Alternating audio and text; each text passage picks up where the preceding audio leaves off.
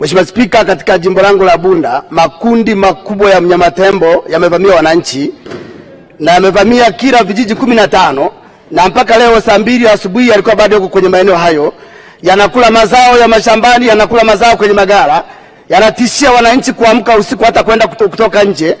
Yamefanya kero kubwa sana kwenye maeneo hayo. Mheshimiwa Spika, nitaka nipate mwongozo wako kwamba serikali ina mkakati gani ya kuwafukuza haya makundi ambayo yanatishia maisha ya wananchi kwenye jimbo la Bunda. Asante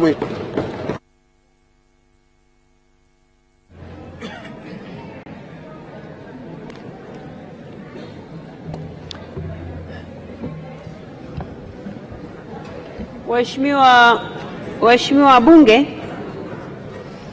wabunge, tusikilizane kidogo. Nimesimama tena kule nyuma, bado mmesimama. Mketi, tafute mahali pa kuketi. Waheshimiwa wabunge, amesimama Mheshimiwa Boniface Mwita Getere akiomba mwongozo kupitia kanuni ya 76 kwamba kuna jambo ambalo limetokea huko jimboni kwake.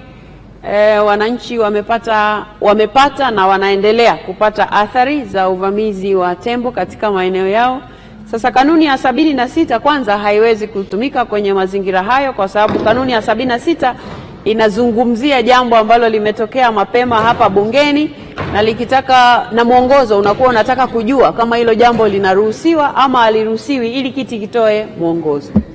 Lakini hoja aliyoisema Mheshimiwa Getere ya kwamba kuna athari huko ambazo wananchi wanazipata, na kwa sababu hapa wakati wa kuzungumzia bajeti ya Wizara ya Maliasili na Utalii walizungumza mipango ya serikali ya kununua ndege nyuki, ya kuweka mazingira ambayo hakutakuwa na huo uvamizi katika maeneo ya wananchi, ikiwa ni pamoja na kuchimba mabwawa huko kwenye maeneo ambayo yana wanyama ambao wanaweza kuvamia maeneo ya wananchi. Sasa naona hapo mko karibu kabisa na Mheshimiwa Naibu Waziri. Sasa Mheshimiwa Naibu Waziri, kwa sababu jambo hili limeomba kwenye mwongozo, hebu nenda hapo nyuma ukae na huyo Mheshimiwa mbunge umueleweshe hoja huko itakuwaje kwa wananchi, kwa sababu athari zinaendelea mpaka sasa.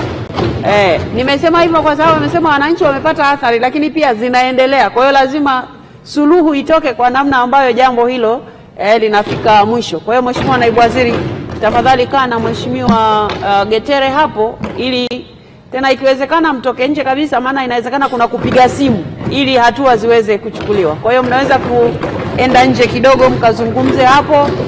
Kama Mheshimiwa Getere utakuwa hujapata majibu, sasa utarejea, lakini na kanuni nyingine, sio kanuni ya 76. Unaweza kuleta hoja yako chini ya kanuni nyingine inayohusu hoja ya dharura. Lakini nendeni kwanza nje mkaongee. Kama hayakuisha utarejea hapa ndani. Asante sana. Moringe Juice ni dawa ya asili iliyoandaliwa vizuri kwa mizizi pamoja na majani kutoka katika ardhi iliyobarikiwa ya Tanzania. Dawa ya Moringe Juice ipo katika mfumo wa kimiminika ulioandaliwa na wataalamu wa kuandaa tiba asili kutoka Dr. Rose Changa Herbalist African Company. Kila aliyetumia dawa hii ameshuhudia kupona kwa muda mfupi, hasa kwenye kuongeza kinga za mwili. Watu wa HIV mpaka na mshangaa Mungu wengi. Kuna baba mmoja ana wake 5 walikuwa HIV positive. Alivyonitumia majibu ya juzi, nikaona mstari tu moja na watoto. Walikuwa positive wakawa negative. Mstari huu mmoja. Kama kuna dada moja amenitumia message, mama nimepata negative, nikamwambia haya nenda kwa daktari wako aliyekuwa anakupa aende akathibitishe. Na dawa zangu zimesajiliwa na nimefuata serikali jinsi inavyotaka. Kwa mawasiliano zaidi piga namba 0711 903 060.